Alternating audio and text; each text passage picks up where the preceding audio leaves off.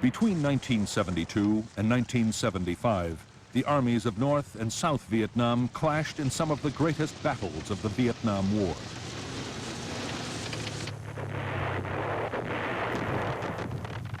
Twice in 3 years, the government of the North launched full-scale attacks against the American-backed South.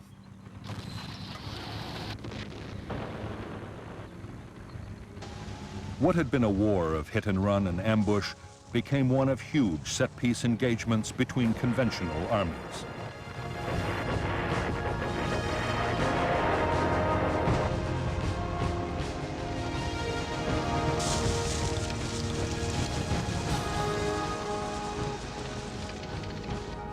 The South Vietnamese army, backed by American air power, repelled the North's first onslaught.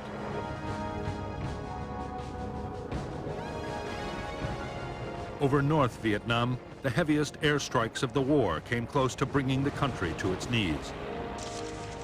But the North's second great offensive proved unstoppable.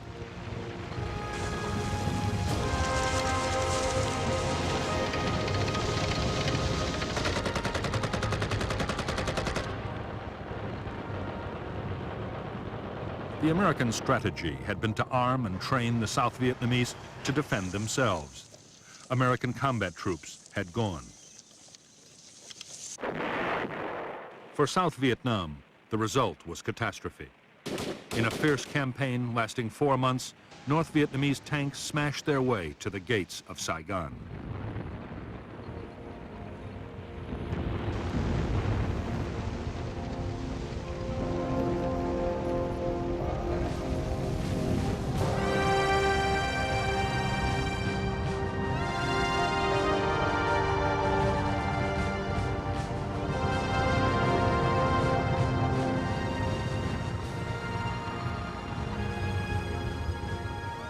Hanoi's strategy for 1969 was to keep up the pressure in South Vietnam. While negotiations were going on in Paris, they meant to improve their position on the battlefield.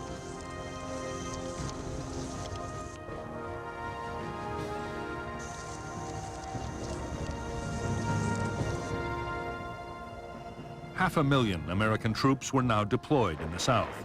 In February 1969, in an echo of the Tet Offensive the previous year, their bases were the targets of a major Viet Cong offensive. 1,140 Americans died. The newly inaugurated President Richard Nixon and his national security advisor Henry Kissinger immediately ordered retaliation.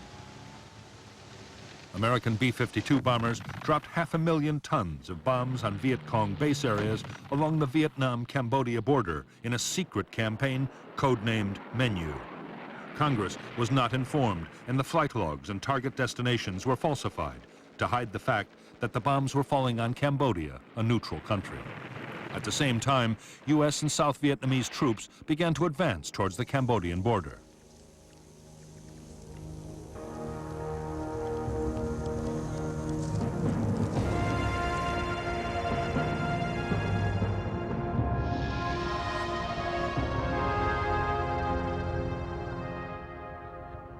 The Viet Cong offensive of spring 1969 had been launched by 4 divisions made up mostly of North Vietnamese Army units.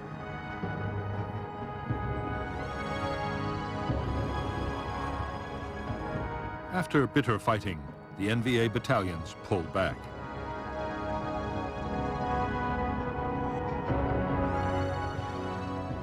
Only local NLF battalions were left behind, and those were ordered to break down into smaller groups.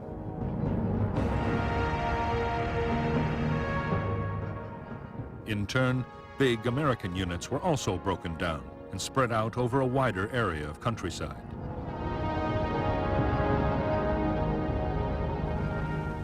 Increasingly, American forces were paired with the South Vietnamese Army for operations in the most heavily populated areas of South Vietnam.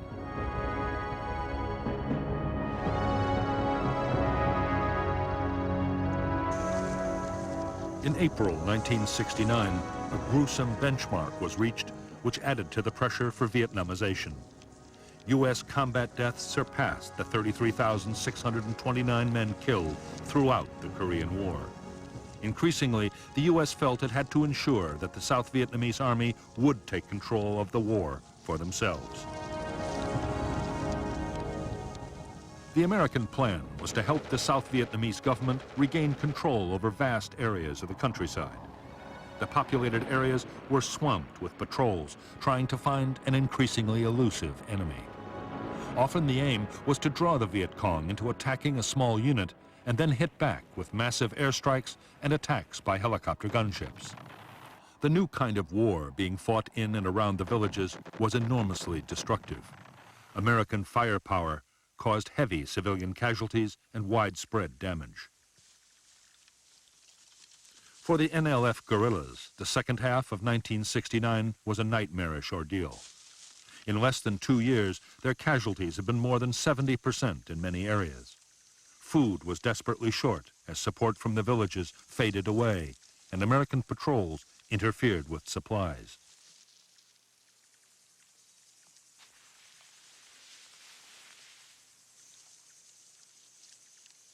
Meanwhile, the Phoenix program, a campaign run by the American Central Intelligence Agency and staffed by American and South Vietnamese soldiers, killed an estimated 40,000 people suspected of being NLF sympathizers. Thousands more were tortured and imprisoned. In that year, desertions from the NLF and NVA were over 28,000. However, morale in the South Vietnamese army was no better. Despite Nixon's Vietnamization program, South Vietnamese desertions were almost 110,000. While South Vietnamese government forces fought to wrest control of the villages from the NLF, American planners turned their attention to Cambodia. Already, the secret bombing campaign ordered by the American President Richard Nixon was well underway. Up to now, American ground forces had been banned from mounting operations into Cambodia. The country was legally neutral, and its leader since the 1950s, the flamboyant Prince Sihanouk, had played both sides. Sometimes an ally of the Americans, he also allowed the NVA to route the southern part of the Ho Chi Minh Trail through his kingdom and maintain their base areas along the heavily jungled eastern border with Vietnam. Then, in March 1970, the CIA organized a coup to oust Sihanouk. The new government, led by Lon Nol, immediately moved to eject all Viet Cong and North Vietnamese troops from Cambodian soil. Operations by the Americans and the South Vietnamese would follow.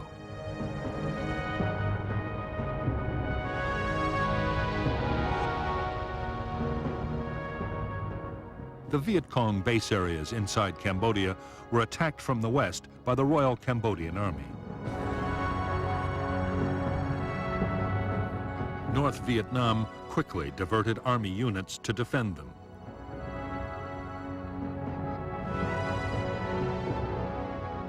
And with the help of the Cambodian guerrillas, the Khmer Rouge, they halted the Cambodian government advance.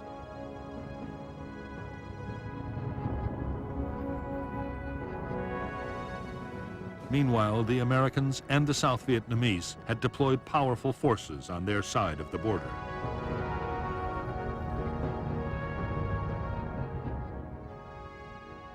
On April 29, 1970, South Vietnamese troops attacked into Cambodia, pushing towards the Viet Cong bases.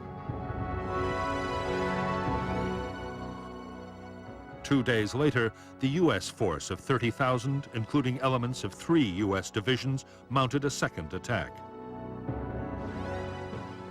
The next target was a base area in the Se Sam Valley. Soon after, more assaults were mounted further south.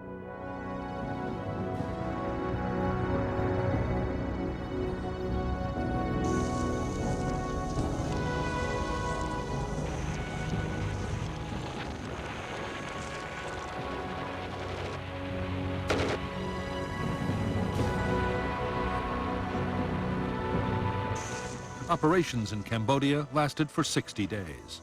American and South Vietnamese troops uncovered vast jungle supply depots. They captured 28,500 weapons, as well as over 16 million rounds of small arms ammunition and 14 million pounds of rice.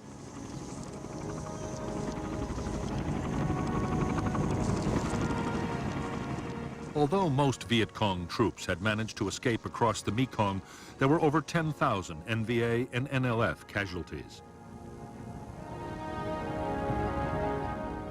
However, when the South Vietnamese commander was killed in a helicopter crash, his forces withdrew. When news of the Cambodian incursion broke in the United States, there was public outcry. Many believed that in spite of President Nixon's promises to get out of Vietnam, he meant to expand the war.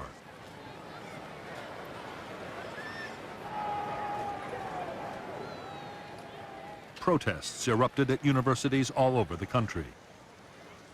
On May 4th, 1970, at Kent State University in Ohio, National Guardsmen shot 4 students dead.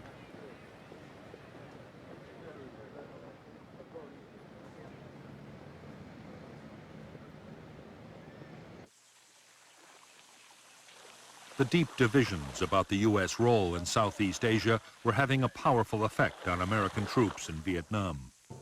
Opinions about the war were divided, sometimes bitterly, as they were at home. Added to the conflict were growing tensions between the races and between social classes. It was a volatile and sometimes dangerous mix.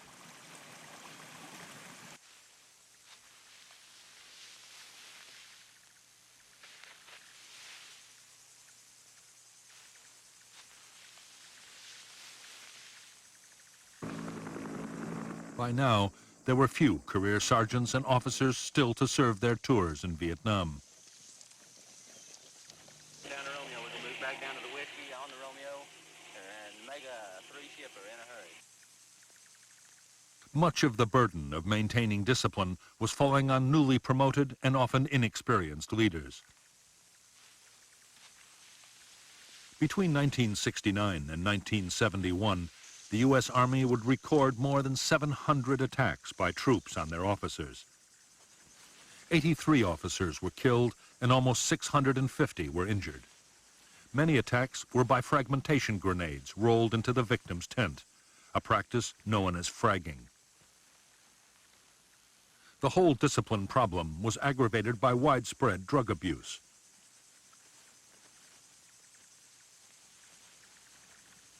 In 1971, fewer than 5,000 soldiers needed hospital treatment for combat wounds, but more than 20,500 were treated for serious drug abuse.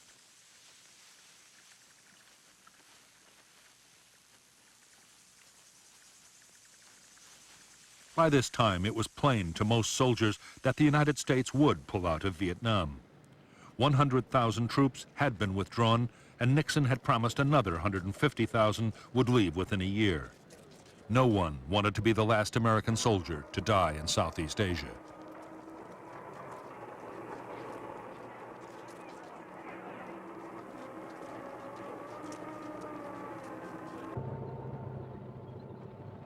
By the end of 1970, North Vietnam had replaced many of the losses suffered in the fighting of the previous year. Their leaders were intent on launching a new campaign, and floods of men and supplies were being sent down the Ho Chi Minh Trail through Laos and Cambodia to South Vietnam.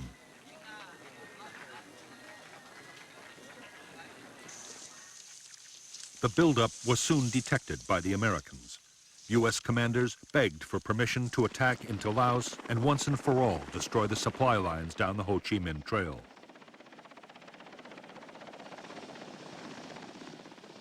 Their hopes were quickly dashed. The U.S. Congress banned any American ground operations beyond the borders of South Vietnam.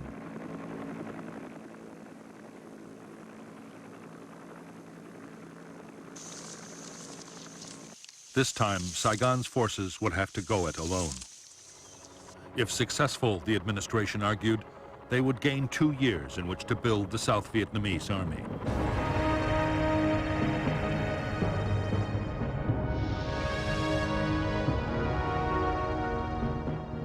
The South Vietnamese attack into Laos was codenamed Operation Lam Son 719. The offensive opened with the U.S. Army's 24th Corps clearing Route 9 to Khe Sanh.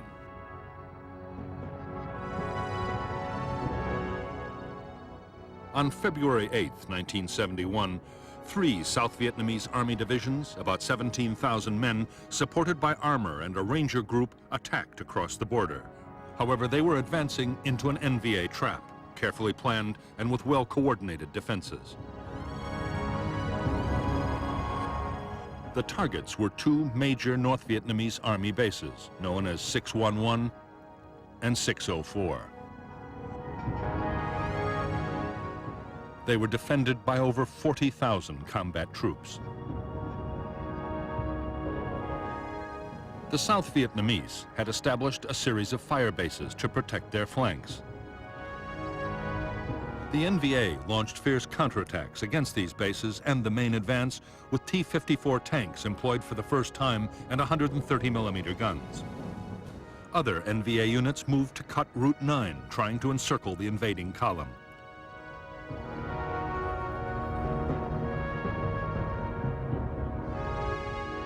Two South Vietnamese battalions were eventually airlifted into Tec Pan.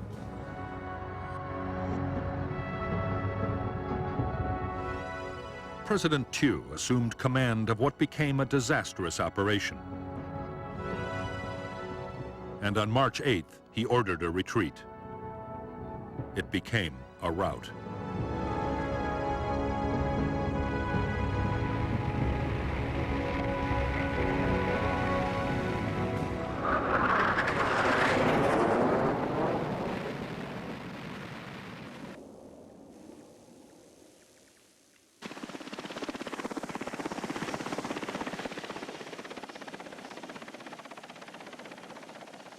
More than 9,000 Southern troops were killed or wounded. They lost 2/3 of their armored vehicles, and over 700 U.S. Army helicopters and planes were destroyed or damaged. A crucial test of the South Vietnamese Army's ability to fight without American support had ended in humiliation.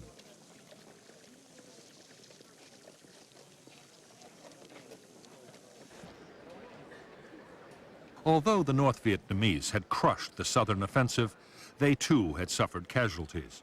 Defending their bases in Laos and in Cambodia the year before had cost thousands of dead and many vehicles and guns destroyed. Viet Cong units were now ordered to avoid major actions while they rebuilt their strength.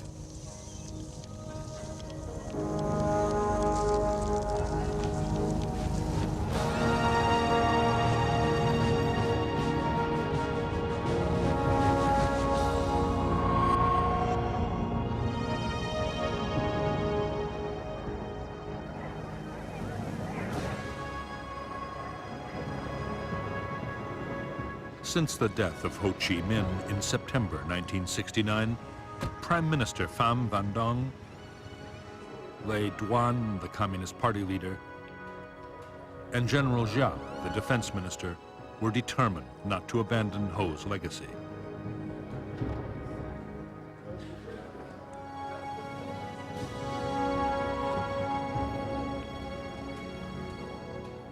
The struggle to reunite North and South Vietnam would go on, whatever the cost.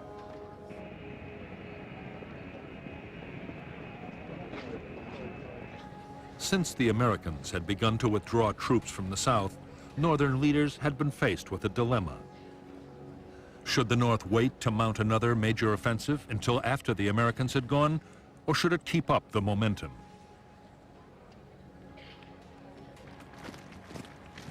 In May 1971, the Politburo instructed General Giap to prepare a new campaign.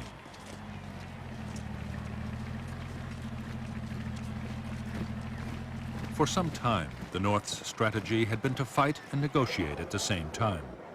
Talks with the Americans and the South Vietnamese had been going on in Paris, but there was no progress.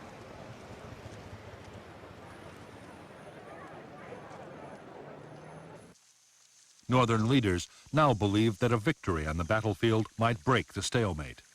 At the very least, it could prove to the Americans that their policy of Vietnamization was not going to save the South.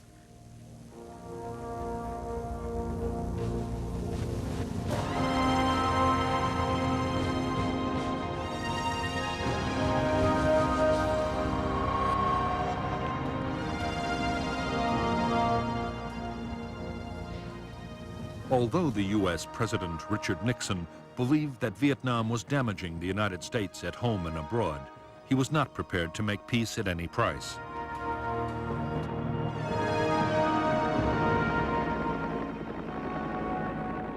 Nixon feared a climb down would dangerously weaken America's credibility as an ally in the eyes of the world. South Vietnam had to survive.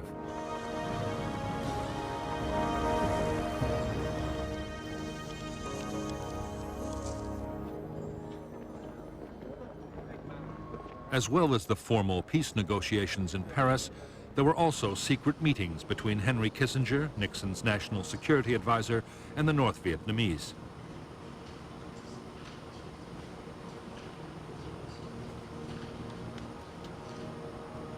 Those talks, too, had stalled, mainly over the future of the South Vietnamese government. The North was insisting that President Nguyen Van Thieu be replaced and that a new government include the NLF. As for Thieu himself, his great fear was that to end the war, Nixon meant to do a separate deal with Hanoi.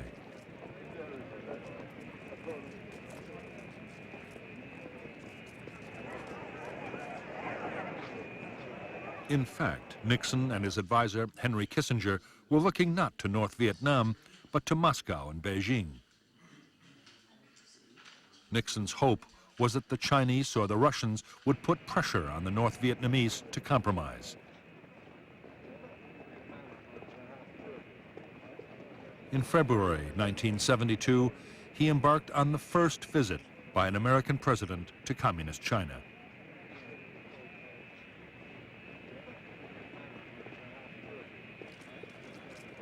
Now that U.S. troops were withdrawing from Vietnam, China's leader, Mao Zedong, increasingly favored an end to the war. He had already pressed Hanoi to step up the search for a solution.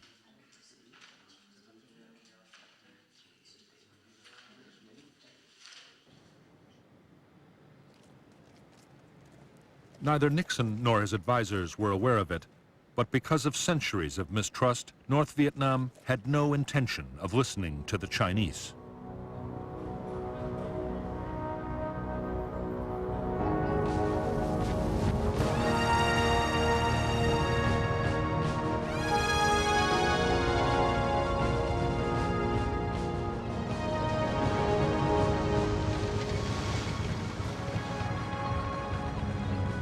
As they planned their most ambitious offensive yet, North Vietnam's leaders knew they were taking a big gamble. There would still be U.S. troops in South Vietnam which could easily be reinforced. The question was, would the Americans send major combat units to save their South Vietnamese allies? Northern planners decided that in an American election year, they would not.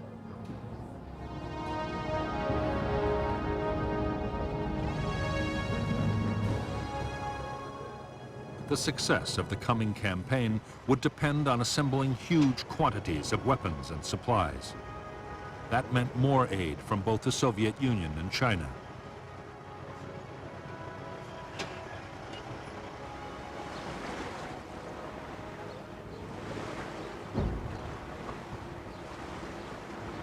Although by now both superpowers were reluctant supporters of the war, neither was prepared to lose influence to the other.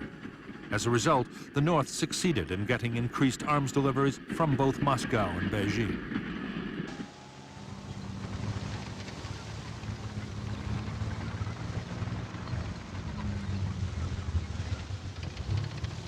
More than any offensive they had launched before, this one would depend on speed and mobility. For the North, it would be a new kind of battle, using tanks and artillery to smash through enemy lines. The plan foresaw 3 major armored thrusts slicing deep into South Vietnam.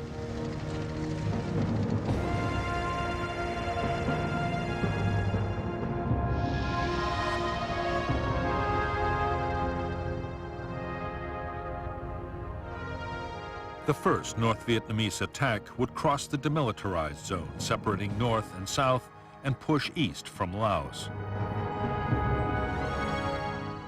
2 whole provinces and the cities of Quang Tri, Hue, and Da Nang would be captured.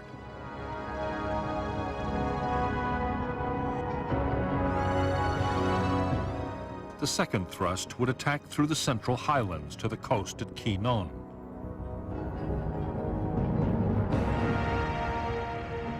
The third assault would strike from Cambodia and capture An Lac.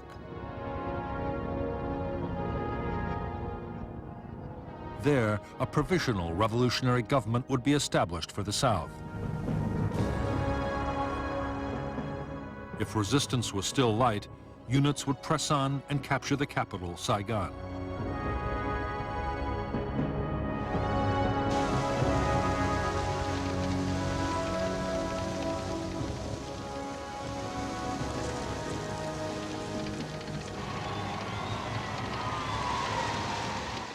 North Vietnamese commanders knew that attacking the south in 3 different places was a risky plan. In none of the attacks would they have an overwhelming superiority of troops over the enemy. However, General Giap believed that multiple thrusts would keep the south guessing about what might come next. Southern units would be forced to stay on the defensive, isolated and scattered. Giap could then defeat them division by division.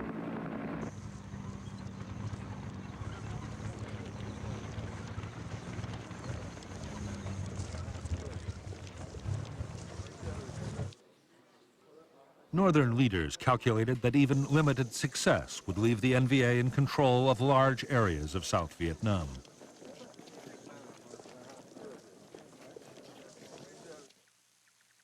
The NLF would then be able to re-establish political control over the countryside. Such gains would be a serious challenge to the Saigon government. At the same time, the North's bargaining position in future negotiations would be improved dramatically.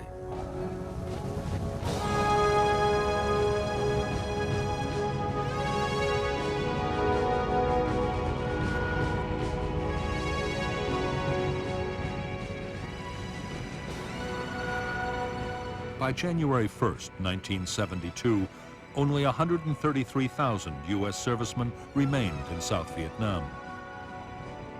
2/3 of American troops had gone in 2 years. Australian and New Zealand contingents were also about to leave, and South Korean forces had already begun to return home.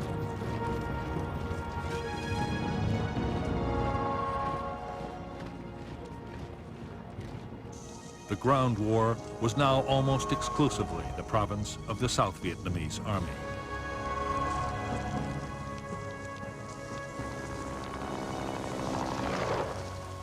As Vietnamization had gone on, U.S. field commanders had been under orders from Washington to keep American casualties down.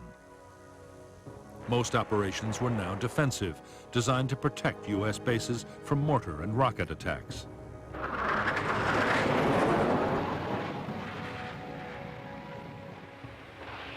American air power was also being used in a different way. U.S. fighter bombers were still mounting vigorous attacks on the Ho Chi Minh Trail in Laos. More than 70,000 sorties in 1971.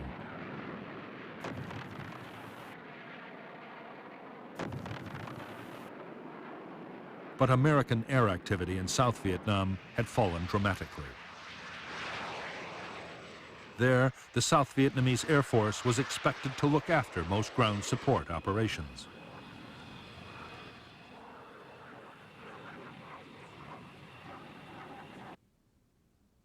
South Vietnam's strategy for defending against attack had been devised by President Thieu himself. Thieu believed that any foothold won by the Viet Cong would seriously threaten his bargaining position in the Paris peace talks.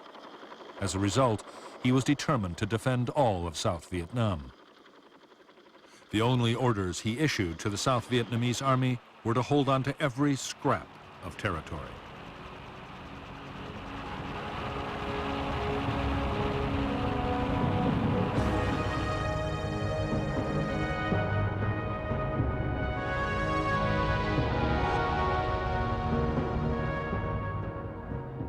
The front line of the South Vietnamese Army's defense was a string of forts and outposts along the borders. Behind the forts were the Army divisions, but each was responsible only for the defense of territory around its own base.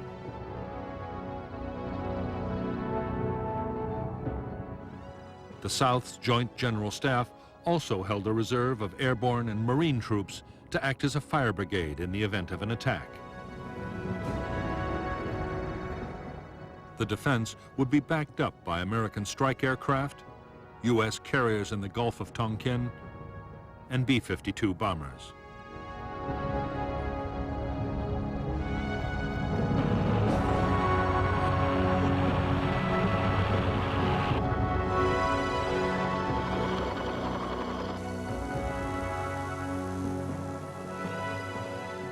For years, the United States had pressed President Thieu to improve the lot of the South Vietnamese people. Only then, the argument went, could support for the NLF in the countryside be undermined. By early 1972, Thieu had begun to introduce some of the reforms the Americans had wanted. Thieu introduced a program to give peasants ownership of the land they tilled. A school was established to train local headmen to administer their villages.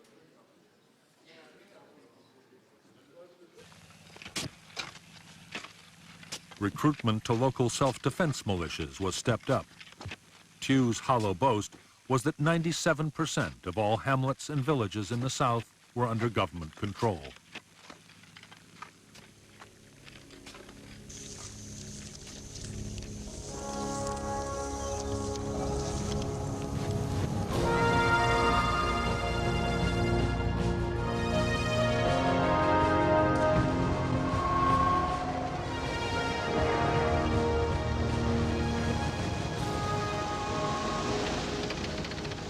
By the eve of the planned offensive named Operation Nguyen Hue, after an 18th century national hero, the North Vietnamese army had been transformed. It now had fully equipped armored regiments. Artillery forces had been strengthened.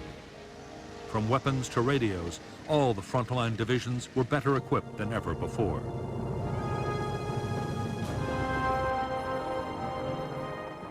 The port of Haiphong was still jammed with Soviet shipping delivering military supplies.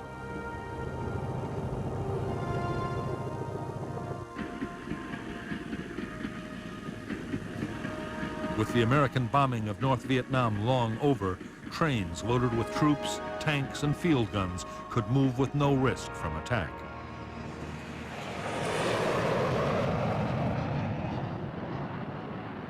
The North Vietnamese Air Force had more than 200 jet fighters which patrolled energetically over southern North Vietnam. But they rarely flew over the supply trails in Laos where American aircraft were most active. Nor would they play any direct part in the planned offensive.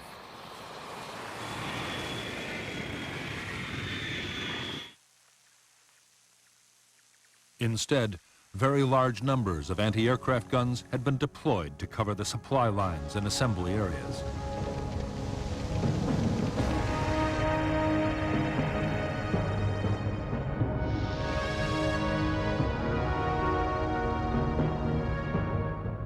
Above the demilitarized zone, General Giap deployed 2 divisions, including the elite 308th and 3 independent infantry regiments.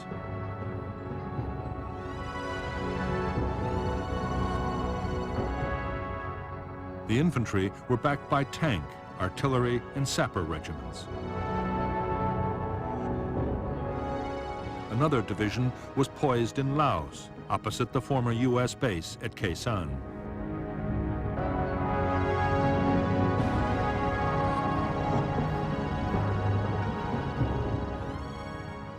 In the early months of 1972, the North Vietnamese infiltrated a division supported by independent infantry regiments into South Vietnam. Another 2 divisions were already on the coastal plain. More divisions were deployed on the western border.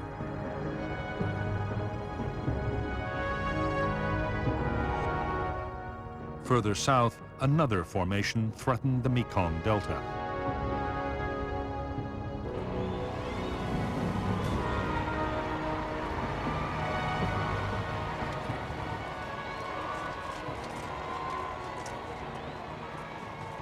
Until now, North Vietnam had been fighting an infantry war.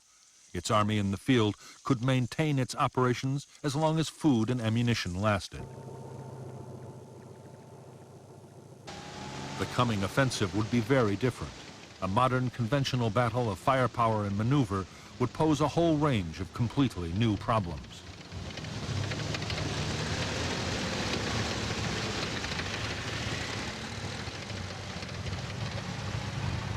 The 125,000 men now massing on South Vietnam's borders would be going into battle alongside over 600 tanks, a bigger army than General Patton had commanded in World War II.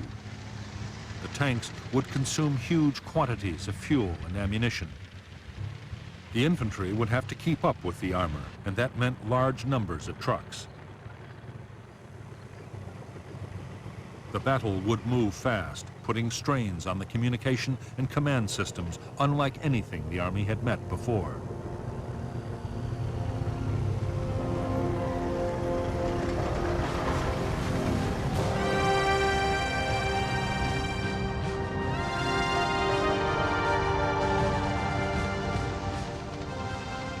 The main North Vietnamese Army tanks were the Soviet-designed T-54 and T-72, and their Chinese copies.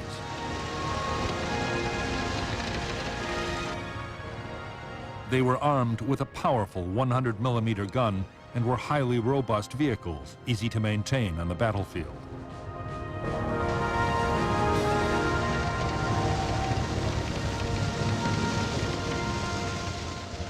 Some units were also equipped with the World War II vintage T-34 tank. The T-34 was armed with an 85mm gun and was even simpler to operate and look after.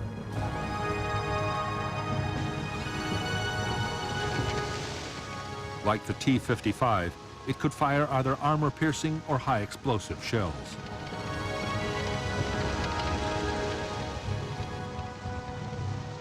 The NVA also deployed a light tank, the PT-76. It was armed with a 76mm gun, and it was amphibious. The ability to cross rivers and canals would make it a especially valuable weapon in the lowlands of South Vietnam.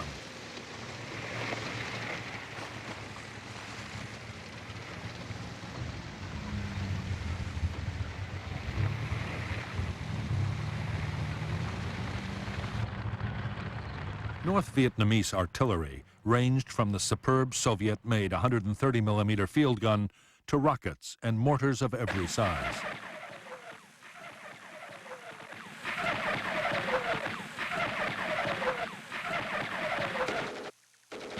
All infantry units had their own air defense artillery and machine guns. There were also specialist air defense units.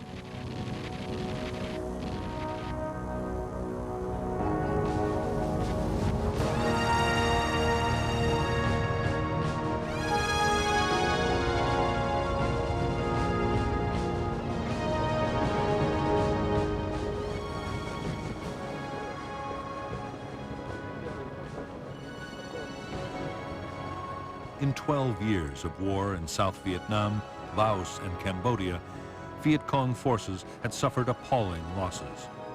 By early 1972, over 600,000 North Vietnamese Army troops and NLF had died. As well as those killed in battle, many thousands had perished from disease and American air attacks on the long journey down the Ho Chi Minh Trail.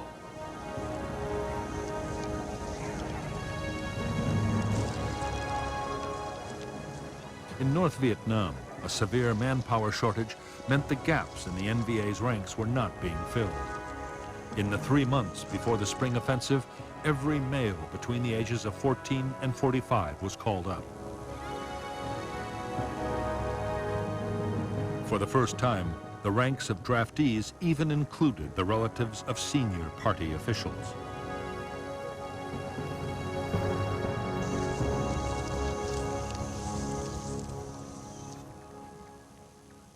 The NLF in South Vietnam was also suffering a manpower crisis. Saigon government troops and officials seemed to be everywhere, making it difficult for NLF recruiting teams to operate. Even the ranks of local guerrilla units were being boosted by North Vietnamese regular troops.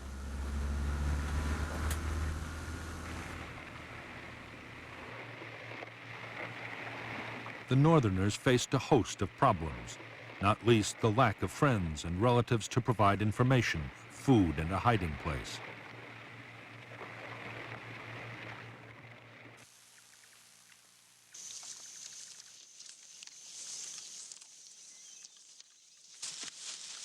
The ever-increasing dominance of the North Vietnamese over the NLF was causing real tensions in Viet Cong units. Many NLF members believed the North no longer saw them as equal partners. There was a growing fear that once victory was achieved, Northerners would simply take over the South. In every unit, political officers worked hard to ease friction between NVA troops and their Southern comrades.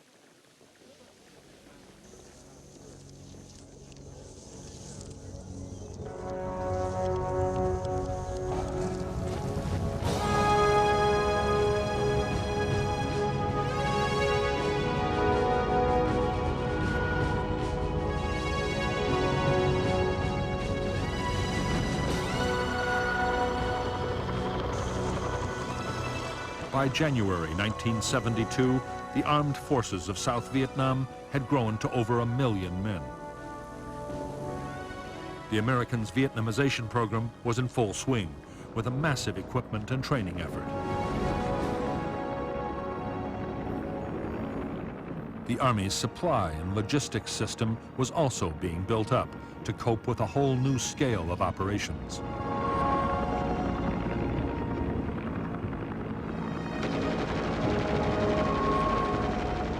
Where once the South Vietnamese had been expected to get by on World War II surplus, the Americans were now providing advanced weaponry. The infantry got nearly 1 million M16 rifles and 20,000 machine guns. Heavy weapons included 400 new tanks and 2,000 howitzers, while the Air Force was built up to 2,000 planes. It would soon be the 4th largest air force in the world.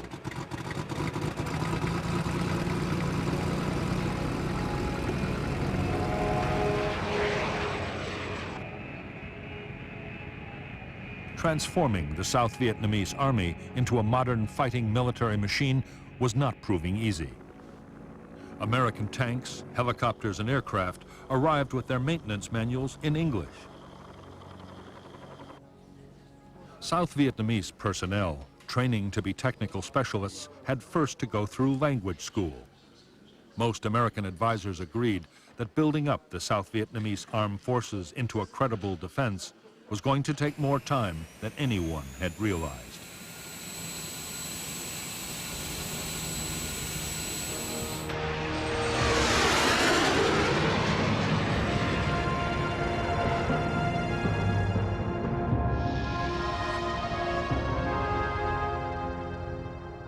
South Vietnam was divided into 4 military regions, each the responsibility of an army corps.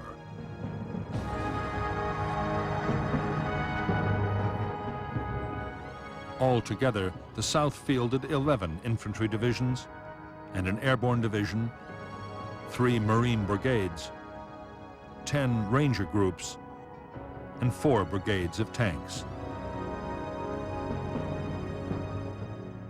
The Air Force deployed 9 squadrons of combat aircraft, 14 of helicopters, and 3 air transport squadrons.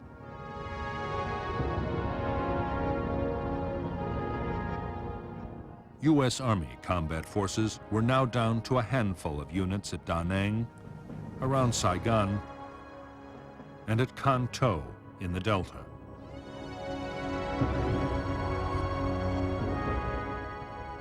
The Air Force also had 2 tactical fighter wings, a reconnaissance wing, and a B-52 wing in Thailand.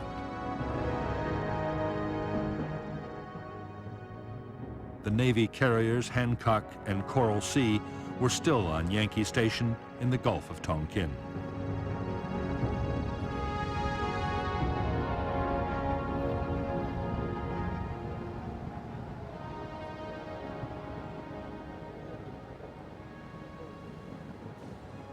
By early 1972, many of the 133,000 U.S. ground troops in South Vietnam were occupied closing up bases and preparing to withdraw. But aviation units of the Army, Navy, and Air Force were still operating, as were logistics and communications specialists. So were 1,400 Army and Marine advisors attached to South Vietnamese units.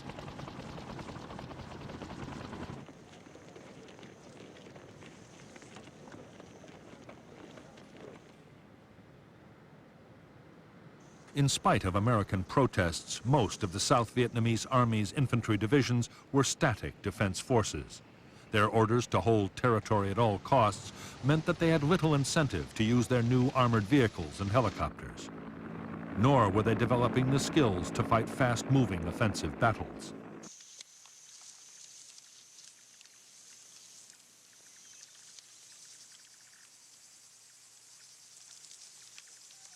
Because the Army's infantry divisions had their own territory to defend, they had grown increasingly settled.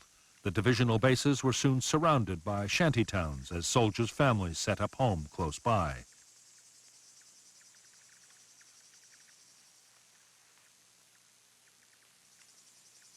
Bribery could secure a permanent posting, and soldiers ordered to move sometimes refused. In 1971 alone, over 140,000 government soldiers deserted.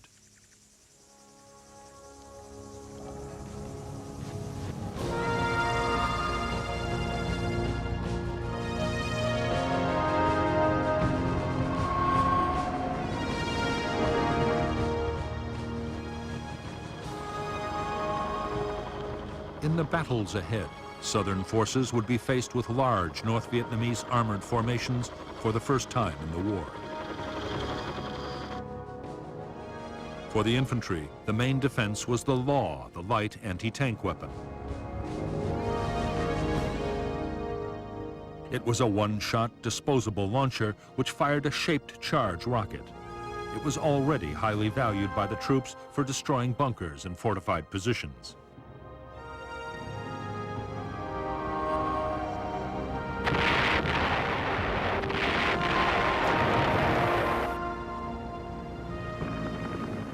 It was the Americans who still had the most mobile and powerful anti-tank defense. The TOW was a wire-guided anti-tank missile, often mounted on a helicopter gunship. It had a range of more than 3,000 meters and was highly accurate.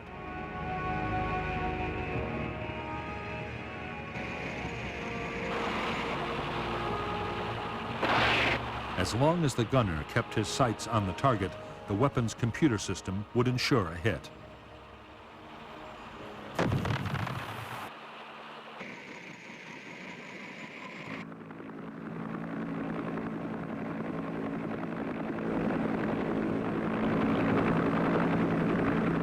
The most effective helicopter gunship in American service was the Huey Cobra.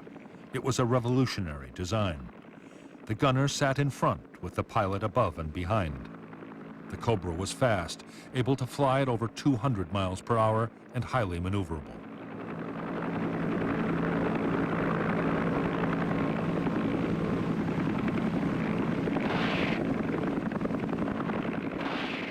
It could carry a devastating array of weapons: miniguns, automatic grenade launchers, a multi-barrel 20mm cannon, and 76 rockets.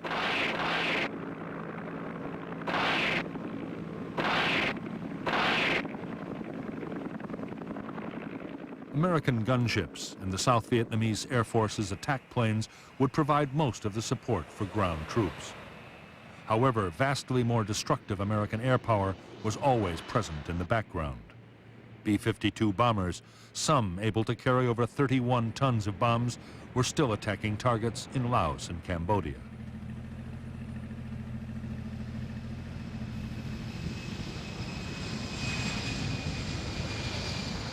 The Americans also had the most advanced supersonic strike aircraft in the world.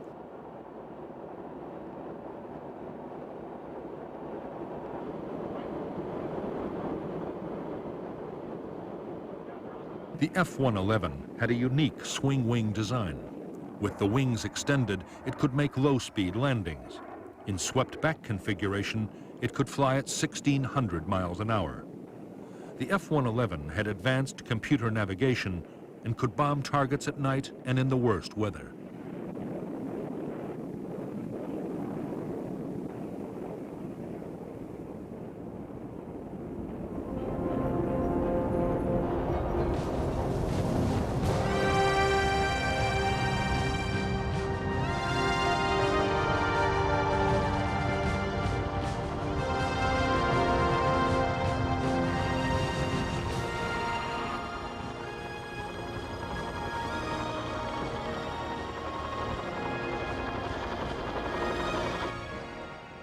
Most major South Vietnamese Army units still had American military advisors.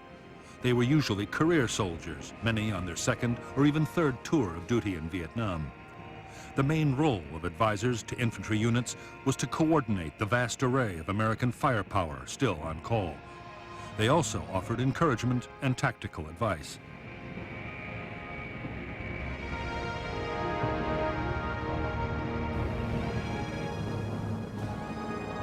In some units, the advisor's presence had an unforeseen drawback.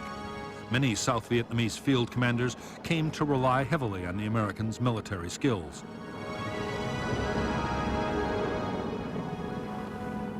As the months went on and advisors were gradually withdrawn, large numbers of South Vietnamese officers would find themselves unable to command on their own.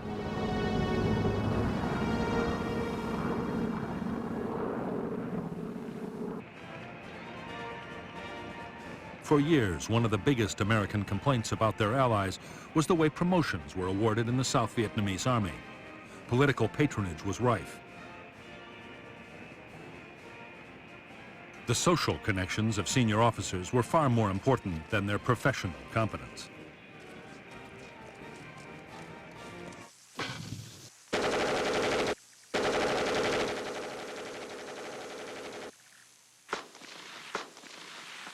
There was one unexpected plus in the way that South Vietnamese Army promotions worked. Officers lacking political influence could stay in combat units for years. As a result, by 1972, many of the South Vietnamese Army's frontline formations were led by highly experienced and battle-hardened men.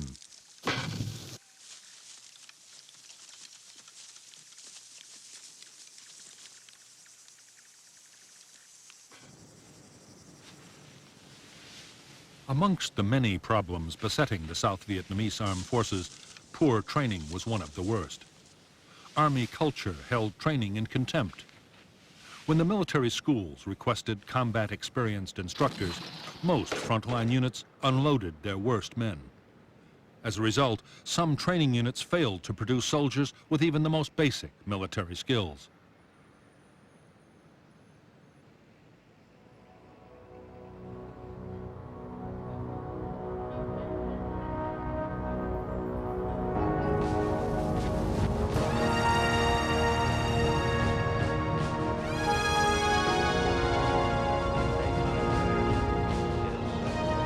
President Nixon meant to follow his triumphant visit to China by next going to Moscow.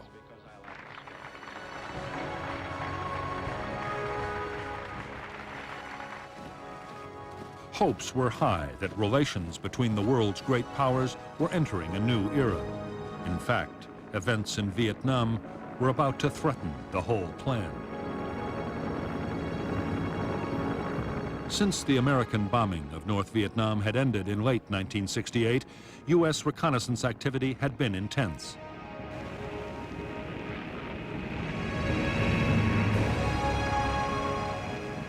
As well as conventional reconnaissance planes, the Americans deployed the top-secret Blackbird. The SR-71 could fly at 2,000 miles an hour and operate at 70,000 feet, well above anti-aircraft defenses.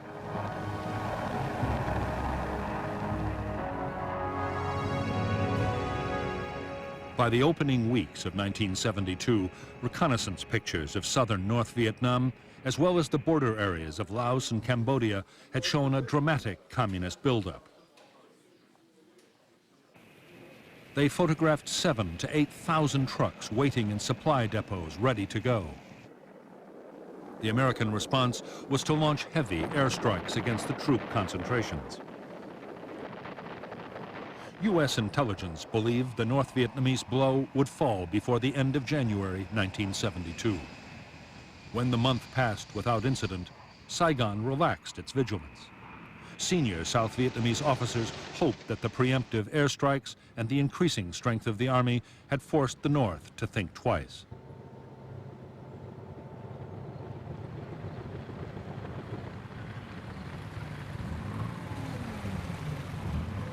So confident were the Americans that the U.S. Defense Secretary, Melvin Laird, told Congress that a major communist offensive was not a serious possibility.